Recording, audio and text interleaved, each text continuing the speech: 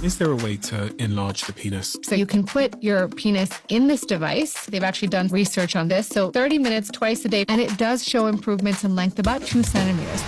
Ta-da! And that's not all.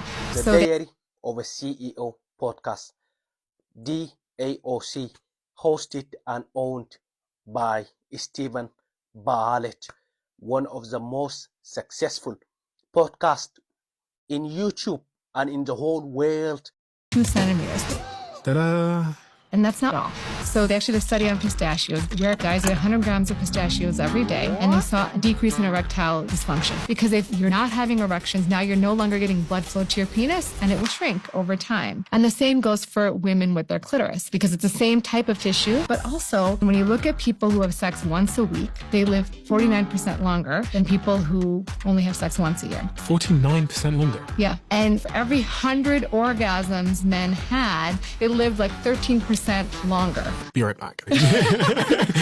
Because having sex keeps you healthy. So how can you have the best sex possible? So there's 4 main pillars of sexual health. So pillar 1 is fuel. So how you nourish your body. And it's a huge part of sexual activity. And then pillar 2 is strength. When people think about strength, they always think about going to the gym and lifting weights. But it's much more than that. So when you look at the data, any sort of cardiovascular exercise is going to improve sexual function. It's going to improve blood flow to the penis and to the clitoris. And then also, if you do 150 minutes a week, it is the same amount of improvement as you would see when you take a medication like Viagra. And the other part of it is the pelvic floor. It's under-evaluated, under-discussed, and we'll get into that. But pillar 3 is environment. So things like stress, sleep, and endocrine-disrupting chemicals. For example, they looked at data on men sleeping 5 hours a night versus 8 hours a night. Guys who sleep 5 hours a night, their testosterone drops by 15%.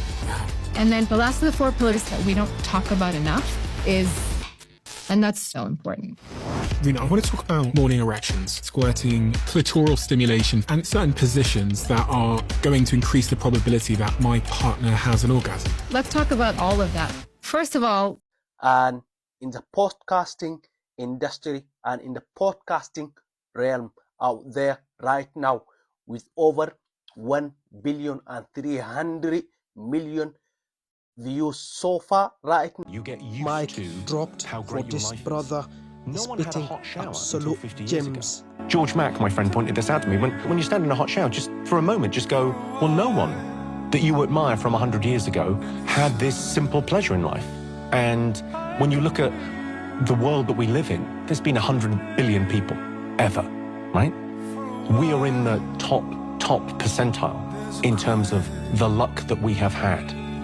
The lives, like the calorific intake that we just take for granted, the fact that our children don't die, in the first year, the modern medicine, the entertainment that we get. We're living like kings. And yet, life has never been objectively better and subjectively worse, because the nature of humanity is our desires are mimetic. So we've got this thing where we sort of, how happy are you? Well, it's your quality of life minus envy. That's how happy you are. And it's easy to look at everyone else and how they're doing and not take pleasure in what you have. Now, on YouTube, honestly, the knowledge and education that this podcast added to me is tremendous. If you are awake from the hours of 10 p.m. to 4 a.m. for 2 hours between 10 p.m. and 4 a.m. for 2 days per week for 25 days of the year, you qualify as a kind of card-carrying shift worker, and you likely have significant circadian disruption. Which means that I have... You are at risk for some of the, and it's not going to happen tomorrow, but if you continue on that pattern that I just described, you are putting yourself at increased risk for cancer and cardiovascular disease, metabolic dysfunction. You can have trouble having children. It impacts fertility, mental health, psychiatric disorders. There isn't a disease or disorder that circadian disruption doesn't touch. We just have to understand that our relationship to light will directly influence the trajectory of our health.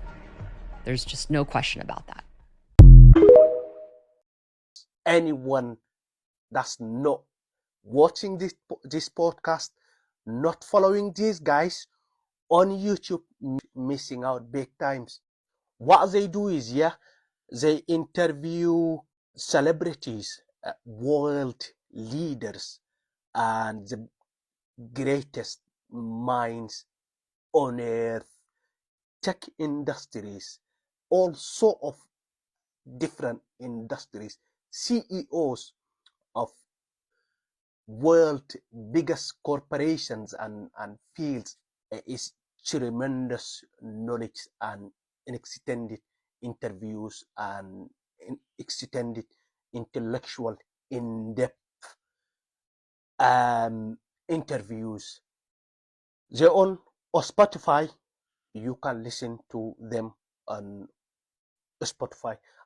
And from this platform, from this realm, I would want to express my deepest gratitude and my deepest thanks and appreciation and to Stephen Bartlett, to the great job that he is doing, and the team behind the scene, and for making it happen, giving me and giving us as a fans and supporters to this great podcast, and the opportunity to learn and grow, and basically for them to make this happens. And I'm quite understanding what goes behind the scene. They putting great effort, and they putting a lot of effort and job to make this happens. Guys, head down to YouTube and follow DOAC, the Diary of a CEO podcast. Do not miss out. I'm telling you,